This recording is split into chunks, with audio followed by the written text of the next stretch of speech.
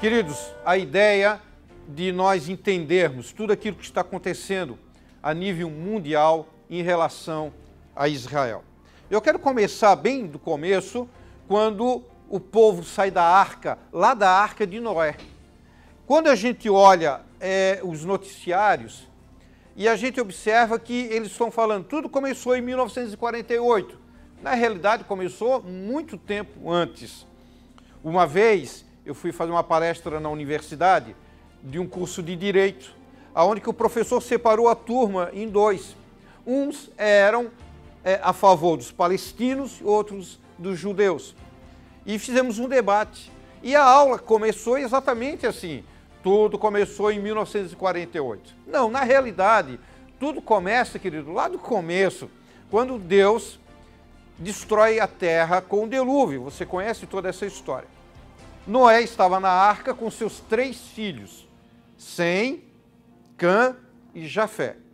Quando as águas baixam e a arca pousa, ou ela para, ele sai da arca e pela história nós sabemos, e pela Bíblia, que esses 3 filhos vão para lugares diferentes.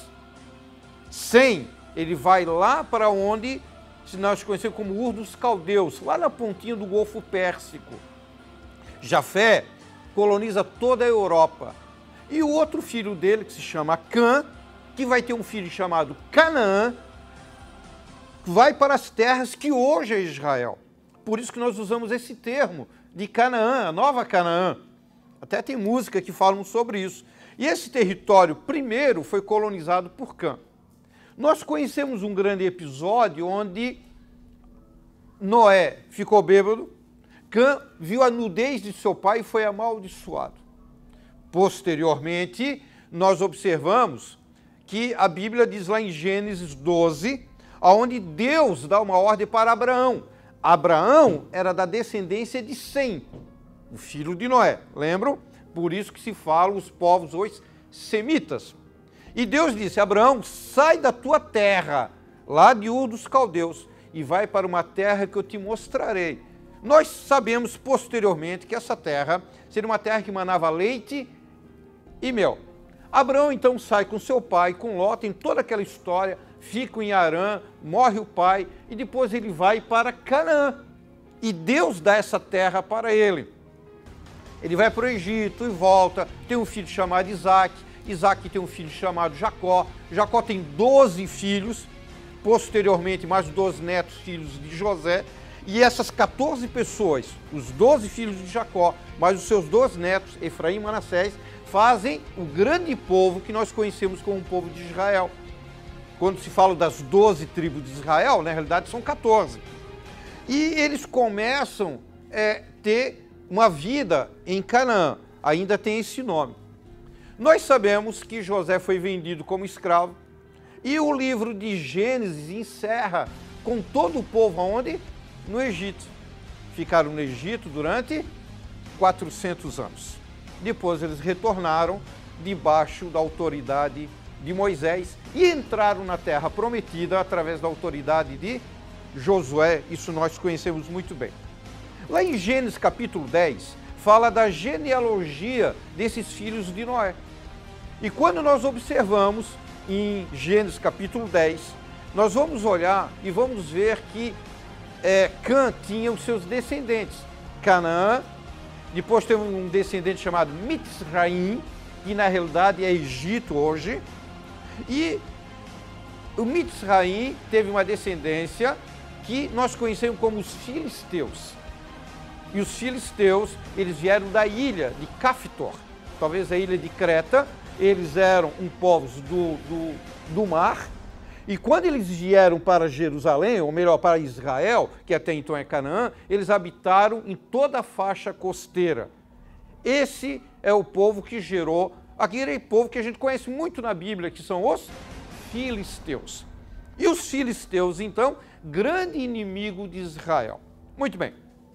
Essa é a origem do povo filisteu. Já em Gênesis 10. Agora voltamos, Josué, ele entra na terra prometida, ele conquista a terra, E Deus disse, olha, todos os moradores daquela terra vocês vão destruir. Só que eles não fizeram isso. E os descendentes de Cão também começaram a habitar e ficaram habitando naquela terra. Conquistaram, depois vieram o período dos juízes, o primeiro rei de Israel, Saul, depois Davi, depois Salomão. A partir de Salomão, do seu filho Roboão, o reino é dividido em dois, um reino chamado Reino do Norte, chamado Israel, cuja capital é Samaria. Segundo reino, Judá, chamado Reino do Sul, cuja capital é Jerusalém. E sempre foi. A partir daí, nos dois povos começa a nossa história de primeiro Reis, segundo Reis, e depois essa história é recontada em 1 Crônicas e 2 Crônicas do ponto de vista de Judá. Eu quero ler um texto com vocês que está em Levítico, capítulo 26, que é um dos versículos que dá a ideia de tudo que está acontecendo. Levítico 26, Deus dá essa ordem para eles, ainda quando eles estão no deserto, dizendo, olha, se vocês me obedecerem, se vocês cumprirem os meus mandamentos, eu vou firmar vocês na terra, eu vou dar uma descendência, vocês nunca vão sair, nunca vão ter fome. Mas se não obedecerem os meus estatutos, os meus mandamentos, muitas coisas vão acontecer. E 26 de Levítico fala tudo aquilo que acontecia, os castigos que Deus iria trazer sobre Israel. Essa ideia do castigo é para que eles voltassem e se arrependessem. E no versículo 33, um dos castigos, por assim dizer, diz o seguinte: espalhar-vos-ei por entre as nações, e desembainharei a espada atrás de vós. A vossa terra será assolada, e as vossas cidades serão desertas. E aí a terra folgará dos seus sábados. Um dos castigos, por assim dizer, porque Deus fala, eu castigarei-vos 7 vezes mais, era o exílio, tirar o povo da terra. A bênção era deixar o povo na terra. O castigo seria tirar o povo da terra. Isso muitas vezes aconteceu. Primeiro, no ano 722 a.C., claro, aquele povo que eu falei agora do norte, chamado Israel, foi levado cativo para a Síria. No ano 606, o segundo reino de Judá foi levado cativo para a Babilônia e lá eles ficaram 70 anos. Quando cumpriu-se o tempo dos 70 anos, Deus levanta um homem chamado Ciro, que permite que o povo possa voltar para a terra prometida. E essa história você lê em Esdras, até o capítulo 5, que fala de 2 grandes homens, Zorobabel e Josué. Deixa eu abrir um parênteses aqui e falar algo muito interessante para você. Nós já temos 3 exílios. O primeiro foi para o Egito, quando foram somente 70 pessoas e voltaram mais de 2 milhões de pessoas. O exílio da Síria, de parte que é Israel, e agora o exílio de Judá para a Babilônia. Quando o povo estava no Egito, preste bem atenção, que toda essa volta nós estamos fazendo para chegar nos dias de hoje. O que Deus permitiu lá no Egito? Que o povo ficasse escravo. Mas não foi assim nos 400 anos. José, que fez com que o Egito fosse uma grande nação e era reconhecido pelo faraó. Quando a família de José, seu pai e seus irmãos vão para o Egito, eles vão morar na terra de Gósen, é a melhor terra do Egito. Só que aconteceu um tempo em que houve um faraó que não reconheceu José e eles ficaram escravos. Se tudo está debaixo da mão de Deus, e nós cremos assim, por que Deus permite que o povo, ou permitiu que o povo ficasse escravo? E fosse tremendamente angustiado, para que eles pudessem voltar. Entenda isso. Deus oprimiu o povo no Egito para que eles clamassem por um libertador. Deus enviou Moisés e eles tiveram vontade de sair. Muito tempo depois, no ano 536 mais ou menos, e eles estão retornando da Babilônia, não são todos que voltaram, porque eles não foram escravos da Babilônia. E eles não tinham essa vontade, muitos nasceram lá. Para que sair de lá? E um povo mínimo, ele veio com Zorobabel, Josué, depois Esdras e depois Neemias. A ideia de manter o povo cativo ou escravo é exatamente essa, para se cumprir a vontade de Deus. Agora, nós observamos em Levítico que Deus disse, olha, se vocês não me obedecerem, eu tiro vocês da terra. O povo voltou da Babilônia, mais ou menos no ano 500, os medo-persas dominavam. Mais tarde, quem dominou toda aquela região foram os gregos, através do Alexandre Grande. Depois da Grécia vieram os romanos e dominaram toda aquela região. E no ano 70, já da nossa era, o grande imperador Tito, ele entra em Jerusalém, ele entra em Israel, ele destrói a cidade e o santuário. E ele batiza aquele lugar de província Judéia. Província da Judéia, dando esse nome. Isso no ano 70 da nossa era. No ano 135 da nossa era, o imperador Adriano, ele mantém o domínio sobre aquele território e ele batiza, ele troca o nome de Israel para província Síria-Palestina, tentando desfigurar o nome de Israel. A partir daí criou-se esse nome Palestina. Mas da onde vem esse nome Palestina? Vamos ver. Se você acompanhar, vou escrever uma palavra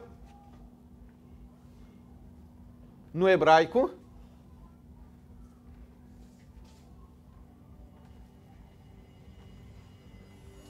Exatamente isso. Aqui nós temos a letra P. P. No hebraico, que é escrito da direita para a esquerda.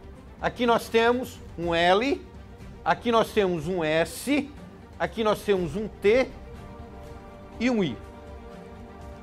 Essa palavra que nós temos a letra P, e quando a letra P do hebraico, ela tem um pontinho dentro que se chama o dagesh, ela passa a ter o som de F. Assim como o B, que é o bet, quando tem o dagesh, tem um som de V. Por isso, às vezes, nós falamos Abraão e alguns falam Avraão. E essa troca de B e V, até essa confusão, às vezes, vem para o português, onde que a gente troca, às vezes, né, algumas pronúncias que é V, a gente usa B. Né? Alguns falam de vassoura, basculante, berruga, assobio e assim por diante. Então, nós temos isso no B e no V, e no hebraico eu tenho no P e no F. Quando não tem o ponto, é um P, e quando tem o dagesh, é um F. Por isso, eu mostro para vocês a origem da palavra palestino. Então, nós temos aqui primeiro F, como o hebraico só tem consoantes, então nós temos aqui o F, o L, S, T. Então, eu tenho os filisteus, ou a Filístia, que era o território dos filisteus. De todos os inimigos de Israel, os filisteus foram os mais atuantes. Por diversas vezes houve guerras. Os gigantes eram filisteus. Os filisteus, eles derrotaram até muitas vezes a própria casa de Davi, que Davi chorou a noite toda. E tem todas aquelas histórias lá. O imperador Adriano, no ano 135, ele pensou e disse, eu vou botar o nome desse território dos inimigos de Israel. E usou os filisteus. Só que o nome, sendo romano, foi passado para o latim e do latim para o português. Então foi usado o P. Então, se você observar, Palestina, você vai ver que tem as mesmas consoantes. Filisteus, ou Filístia e Palestina. Palestina nada mais é do que a Filístia. Pronto. E nós sabemos que de todo o mapa, os filisteus só habitaram na costa. E todo aquele território nunca foi deles. Nunca. E não sei se você lembra, da onde vieram os filisteus? Os filisteus vieram lá de Cã.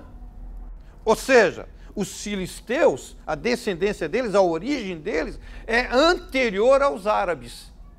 Mas como os árabes são os inimigos ferrenhos de Israel. Hoje eles falam os árabes palestinos. Ou seja, qual é a ideia de tudo isso? É tirar aquele território debaixo da autoridade de Israel. Por que tudo isso? Porque Deus escolheu essa terra. Deus escolheu, além de Israel, Deus escolheu Jerusalém. E disse, eu escolhi Jerusalém para lhe colocar o meu nome. De todas as terras, Deus escolheu Jerusalém. Existem algumas questões, algumas polêmicas, por que Deus escolheu Jerusalém?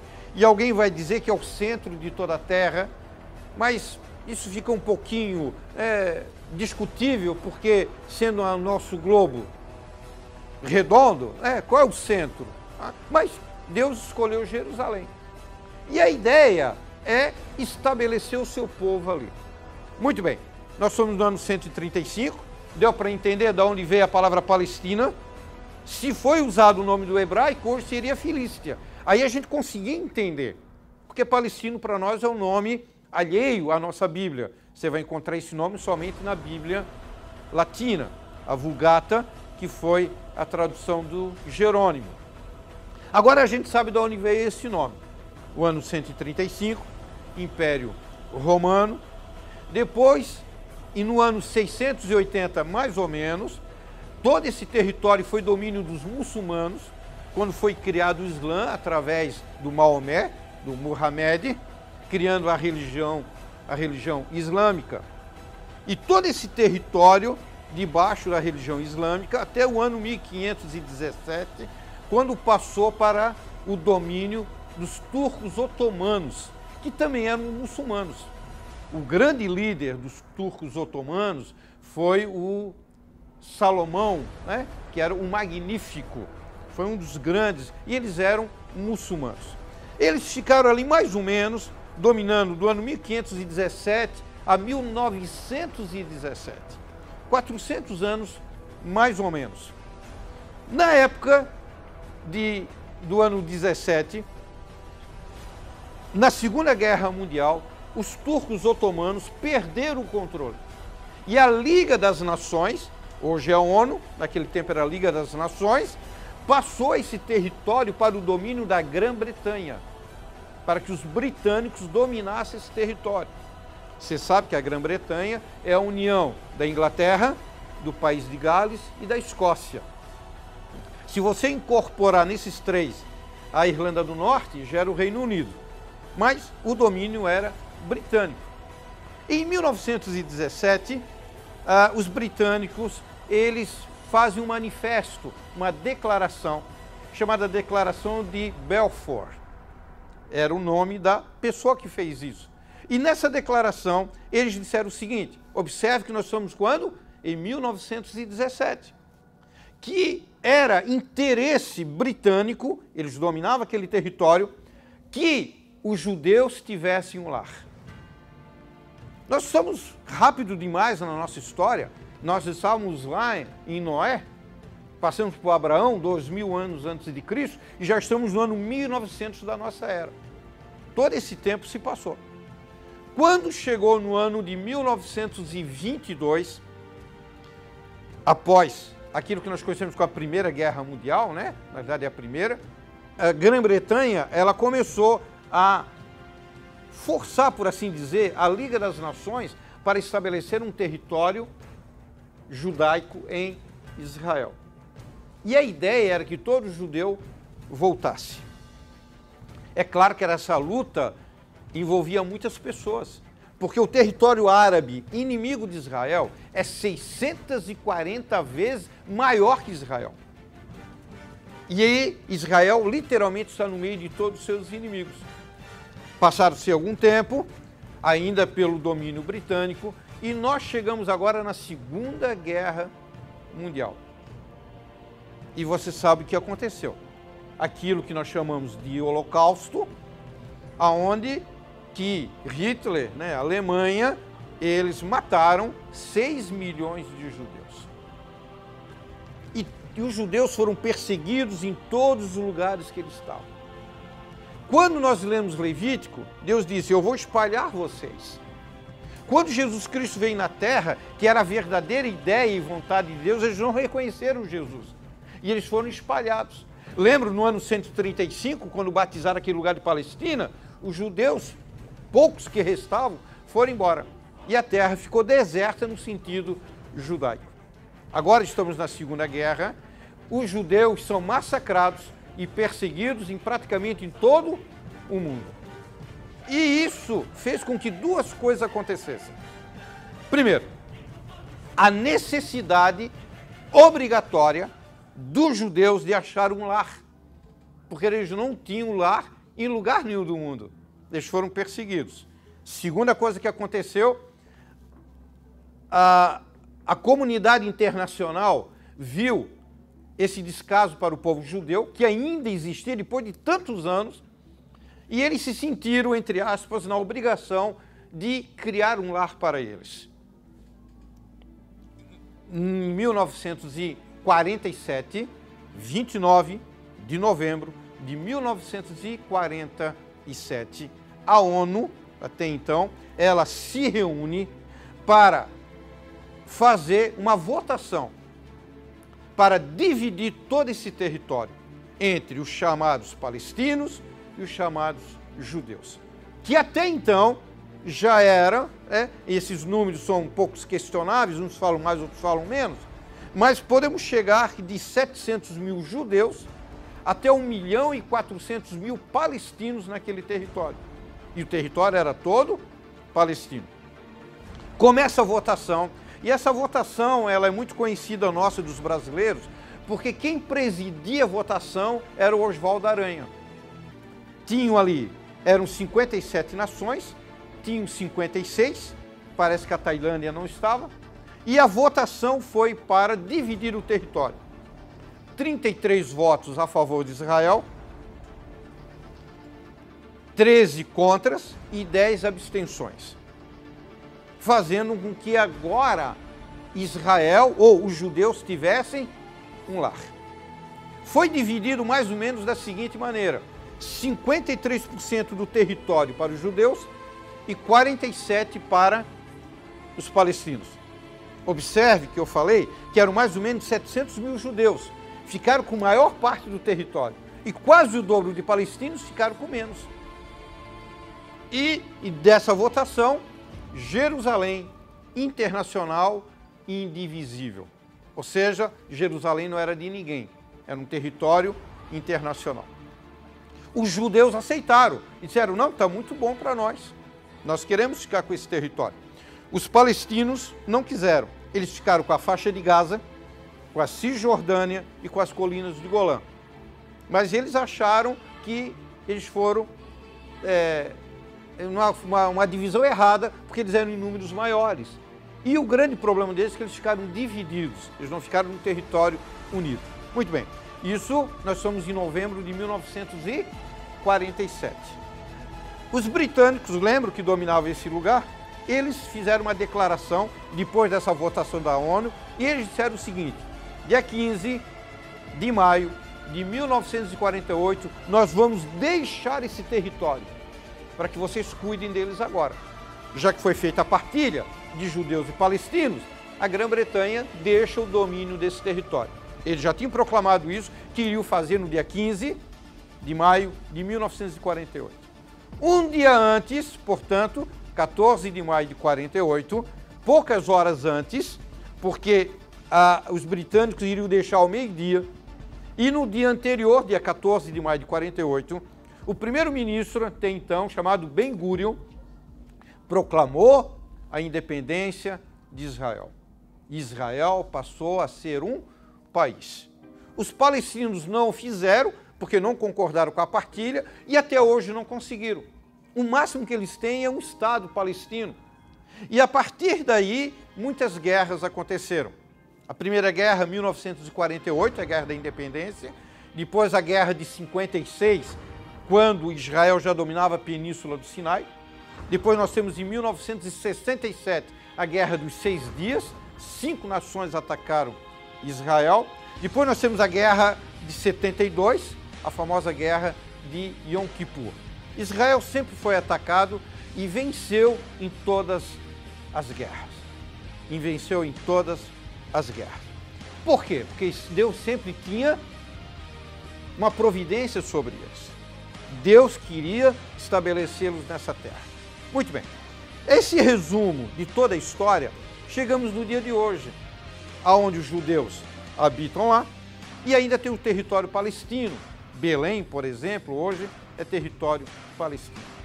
Mas aonde está o grande segredo de tudo isso? Por que de tudo isso? Se Deus já estabeleceu a igreja há quase 2000 anos, e o famoso relógio profético de Israel, ele parou, e Deus não está mais trabalhando com Israel, por que essas coisas acontecem? Por que, depois dessa determinação do presidente americano em reconhecer Jerusalém como capital de Israel?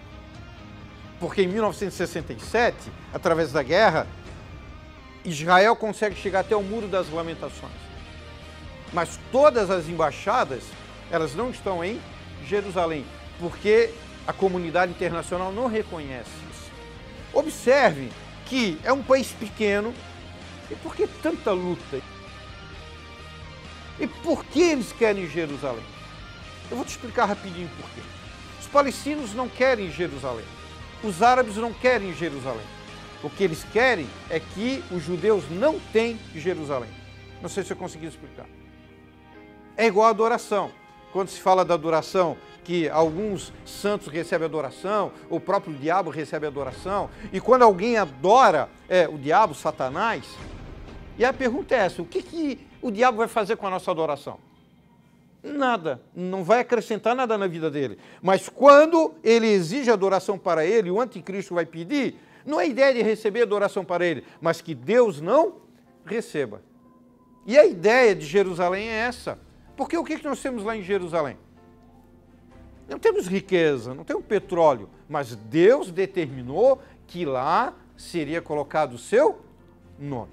Eu quero ler um versículo com você, está em Ezequiel, se você quiser abrir a Bíblia comigo, em Ezequiel capítulo 36. E com esse versículo, daqui a pouco a gente encerra essa curta explicação, que, claro, carecia aqui de, no mínimo, uns 3 meses de aula para a gente entender tudo isso. Mas eu quero chegar em 2 versículos com vocês. Primeiro, Levítico 26, que toda essa saída do povo de Israel é uma vontade divina. Agora, Deus quer que todo o povo volte para Jerusalém. E isso está acontecendo de forma gradual. Você lembra quando eu falei, quando o povo ficou escravo no Egito e eles voltaram? Deus, pela sua misericórdia e pela sua soberania, ele usou a Segunda Guerra Mundial, ele permitiu que o povo judeu fosse oprimido em todo o mundo para que eles tivessem vontade de voltar para Israel, cumprindo assim o mandamento de Deus. Deus revela para Ezequiel toda a sua vontade, tudo aquilo que Deus quer que o povo faça. Diz assim, Ezequiel 36, versículo 16. Veio a minha palavra do Senhor dizendo: filho do homem, quando a casa de Israel habitava na sua terra, então eles a contaminaram com seus caminhos e com suas ações. Como a imundícia de uma mulher na sua menstruação, tal era o seu caminho diante de mim. Deus está profetizando, através de Ezequiel falando, que o povo, ele contaminou a terra com seus pecados. Por isso, Deus tira eles da terra. Derramei, pois, o meu furor sobre eles, por causa do sangue que derramaram sobre a terra e porque a contaminaram com seus ídolos. Versículo 19, olha só o que Deus fez. Eu o espalhei entre as nações e foram dispersos pelas terras, conforme os seus caminhos e conforme os seus feitos, eu os julguei. Deus tirou-os da terra, como já tinha feito quando foram lá para o Egito, quando foram para a Síria, quando foram para a Babilônia. A partir de 135 foram para o mundo todo. Agora Deus diz o seguinte, presta bem atenção. E esse povo saiu de Israel há muitos anos, e diz assim, versículo 20. Chegando as nações para onde foram, profanaram o meu santo nome, pois se dizia deles, são esses o povo do Senhor, e tiveram de sair da sua terra. Mas eu os poupei por amor do meu santo nome, que a casa de Israel profanou entre as nações, para onde foi. Versículo 22, dize, portanto, a casa de Israel, assim diz o Senhor Deus, não é por amor de vós que eu faço isto, ó casa de Israel, mas em atenção ao meu santo nome, que tendes profanado entre as nações, para onde fostes. E eu santificarei o meu grande nome, que foi profanado entre as nações, o qual profanastes no meio delas. E as nações saberão que eu sou o Senhor, diz o Senhor Deus, quando eu for santificado aos seus olhos. Versículo 24, escuta bem. Pois vos tirarei dentre as nações, e vos congregarei de todos os países, e vos trarei para a vossa terra. Primeiro, é Deus quem está fazendo. Deus está tirando todo o povo judeu de todas as terras e congregando em Israel. Em 1897 começou um movimento chamado Movimento Sionista por Teodoro Reis. E ele entendeu que Deus queria que o povo voltasse. E o povo começou a voltar de uma escala menor na Primeira Guerra, depois na Segunda Guerra, de um número maior. E hoje nós temos muitos judeus morando em Israel. Deus fez isso. Mas qual é o objetivo maior de Deus em trazer, ou no nosso caso aqui, levar o povo para Israel? Vamos ver aqui. Se lembram, quando o povo foi disperso, o que aconteceu? Eles profanaram o nome de Deus. De que maneira? Porque todos os países falavam, não é o povo judeu? Eles não têm a terra deles? Como que agora eles saíram dessa terra? E isso não foi uma profanação do povo para o povo, mas não foi uma profanação ao nome de Deus, que, entre aspas, não conseguiu preservar o povo escolhido. Aí Deus disse, agora sabe o que eu vou fazer? Eu vou santificar o meu nome, que vocês macularam, que vocês profanaram entre as nações. Eu vou trazer vocês para a terra de Israel. E olha só, estou lendo Ezequiel. Agora, versículo 25. Deus vai congregar todos em Israel, e versículo 25 diz, então aspergirei água pura sobre vós, ficarei purificados de todas as vossas imundícias e de todos os vossos ídolos vos purificarei. Também vos darei coração novo, porei dentro de vós um espírito novo, tirarei da vossa carne um coração de pedra e vos darei um coração de carne. Vocês estão observando que agora Deus promete fazer com Israel aquilo que Ele está fazendo conosco, com a igreja? E Ele vai fazer. Porque Deus colocou em nós um coração de carne, tirando de nós o coração de pedra? Porque Deus colocou em nós o seu Santo Espírito?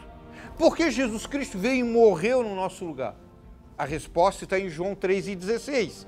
Porque Deus amou o mundo, nos amou de tal maneira que deu seu Filho unigênito, para que todo aquele que nele crê não pereça, mas tenha a vida eterna. Nós vamos conhecer pela Bíblia que diz assim, Ele nos amou primeiro. Tudo que Deus está fazendo na igreja hoje é por amor a nós. A mesma coisa Deus vai fazer no futuro com Israel. Mas é bem claro, e nós já vimos, que diz assim, versículo 32 vai repetir, dizendo assim, não é por amor de vós que eu faço isto, diz o Senhor Deus.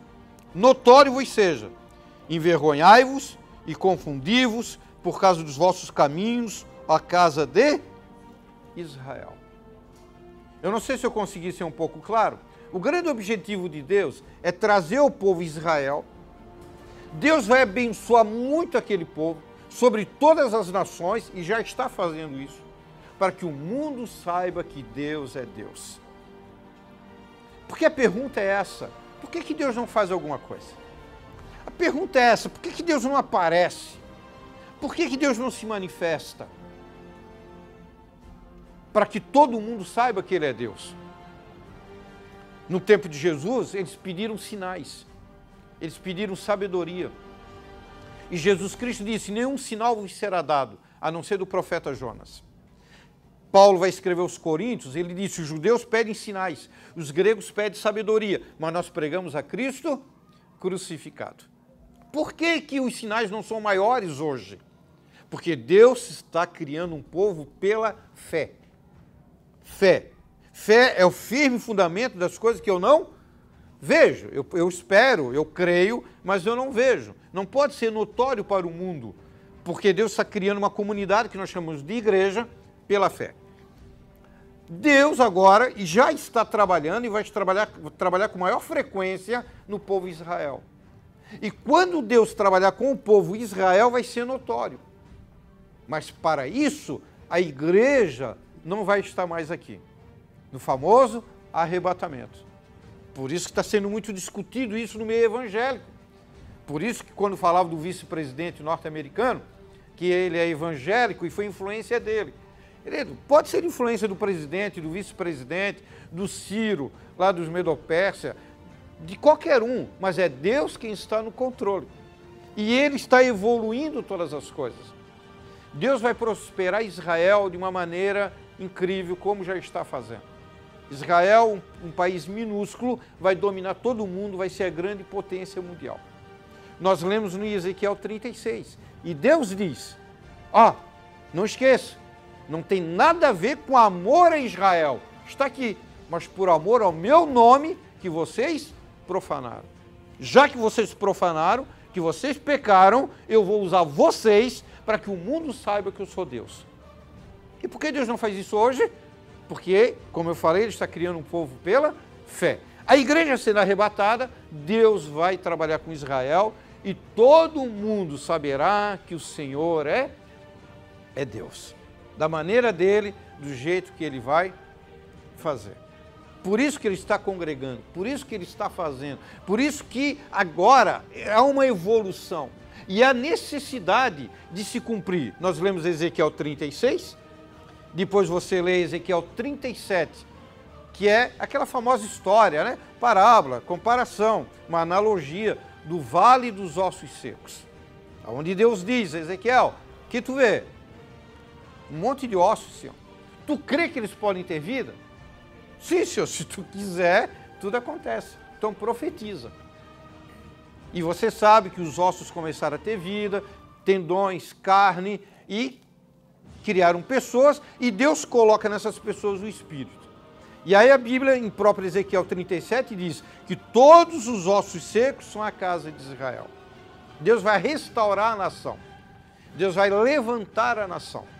Depois, na sequência de 38 e 39, você vai acompanhando Ezequiel, fala do terceiro templo que vai ser construído, onde Deus dá a planta com detalhes para Ezequiel, que não é a planta dos antigos templos, o primeiro construído por Salomão, destruído por Nabucodonosor, depois reconstruído o segundo por Zorobabel, reformado por Herodes e destruído por Tito. Mas é um outro de outras dimensões. O terceiro templo que vai ser construído, aonde o anticristo vai fazer aliança com muitos por uma semana, Daniel 9 e 27. Mas o que eu quero deixar nesse vídeo são esses dois versículos. Levítico, dizendo, se vocês não me obedecerem, eu tiro vocês. Israel não obedeceu, Deus tirou. Aonde eles iam profanar o nome de Deus? E Deus disse, agora eu vou vindicar a santidade do meu nome que vocês profanaram. Quando a gente vê tudo isso que está acontecendo em Israel, e agora um passo a mais, sempre Deus usou pessoas, usou os britânicos, lembra que eu falei em 1917, para declarar que eles eram a favor do Estado judeu. E eu ouso a falar ainda que Deus usou até a Segunda Guerra Mundial para escravizar os judeus, como fez lá no Egito, para que eles voltassem para a terra. Assim como Deus também em Juízes, quando o povo não obedecia, Deus entregava os inimigos, ao Cusã-Risataim, aos midianitas, filisteus, e Deus levantava libertadores. Agora Deus está usou Ciro para eles voltarem, e usou tantos, usou o próprio Balfour, que fez a declaração do Estado judaico, e agora também está usando o presidente Donald Trump. E Deus usa do jeito que Ele quer. E a gente vê que os palestinos, que não têm nada a ver com aquela terra, porque aquela terra pertence aos judeus, foram comprados pelo povo judeu. O próprio Davi comprou a ilha de Araúna, lembra? Que era do Jebuseu, para que ali ele sacrificasse, onde é o Monte Moriá, aonde foi construído o templo e hoje tem a cúpula da rocha. Se você olhar a foto de Israel, você vê uma abóbada toda de ouro, que os jordanianos que colocaram aquele ouro, e alguns dizem que aquilo ali é uma mesquita, mas não é. É só para guardar a suposta pedra que Abraão sacrificou Ismael, segundo os muçulmanos. Na nossa Bíblia, Abraão sacrificou Isaac. Aquela terra foi comprada por Davi. Quando o povo começou a entrar em Israel, eles compraram as terras. Mas independente disso, de uma legalidade da terra, de uma escritura da terra, nós temos o que? A vontade de Deus. E conforme eu falei no comecinho desse vídeo, eu disse quando eu dei uma palestra para os alunos de direito, eu disse, queridos, se nós formos entrar no sentido do direito, eu acho que aquela terra pertence a Canaã, aos descendentes de Cão. Mas se eu for olhar pelo lado espiritual e Deus é o dono de toda a terra, Ele dá quem Ele quer, do jeito que Ele quer, da maneira que Ele quer, e quem somos nós para ir contra? E Ele deu para o povo judeu, para que eles habitassem na terra. Mas eles a contaminaram como uma mulher em sua menstruação. Nós lemos em Ezequiel 36. Deus espalhou, e onde eles foram, profanaram o nome de Deus. Agora Deus vai vindicar a santidade do seu nome usando o próprio Israel. Mas aonde que entra a igreja? Aonde que nós temos que ficar ligados? Porque verdadeiramente Deus vai levantar Israel como a maior nação do mundo. Deus vai permitir que o terceiro templo seja construído somente depois do arrebatamento da igreja. Não haverá nenhum sinal. Porque o arrebatamento, a palavra que eu uso, que é iminente. Daqui a pouco pode acontecer. E nós temos que ficar alertas. Se alguém pedir uma prova da existência de Deus, diga, o povo judeu. Porque mais de 4.000 anos, desde Abraão, é um povo que existe debaixo da autoridade divina. E nós, como igreja, devemos ficar alerta. Por mais incrível que pareça ser, por mais fora da realidade, mas um dia nós seremos arrebatados, como Paulo ensinou. Primeiro, aqueles que morreram vão voltar, irão ressuscitar. Depois, nós que estivermos vivos, seremos transformados. Vamos encontrar com eles nas nuvens, depois ao encontro do Senhor nos ares, onde estaremos para sempre e sempre com o Senhor. Liga a televisão em casa e todo dia você vê notícia de Israel. Fique ligado em tudo que está acontecendo, porque Deus vai arrebatar a sua igreja. Por isso que esse é o nosso papel do ID, contar para todo mundo que Ele está esperando que as pessoas se decidam por Ele, para uma grande comunidade dos santos no céu. E nós fazemos parte desse povo, não do povo de Israel, mas, como alguém disse, o Israel espiritual, os filhos de Deus. E eu encerro que Deus fez isso conosco por amor a nós. Está fazendo com Israel por amor ao nome de Deus. Essa é a grande diferença. Deus te abençoe, em nome de Jesus.